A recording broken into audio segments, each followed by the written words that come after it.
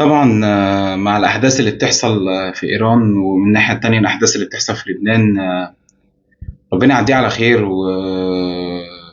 في وسط الأحداث دي لقيت في بوست نازل لوسام، لاعب النادي الأهلي، هداف الدوري المصري. لقيته منزل بوست بيدعي لأهله عشان أهله تحت القصف هناك في لبنان. يا وسام، دي بلدك التانية، ويعني أتمنى إن أهلك يطلعوا منها بخير. احنا كجمهور الاهلي كلنا بندعي لك، وعايز اقول لك ان مصر كلها كمان بتدعي لك وبتدعي لاهلك وبتدعي لبلدك. البوست صراحه اثر فيا، يعني انا من ضمن الحاجات اللي انا شفتها دي الحاجات اللي عماله تاثر في الواحد. فوسام منزل البوست الواحد فعلا. تخيل تكون انت قاعد في بلد غريبه واهلك تحت قصف في بلد تانية. فان شاء الله الامور تعدي على خير واهلك يطلعوا منها سالمين، و... ويجوا مصر بلدهم التانية. وربنا يعديه على خير الموضوع ده.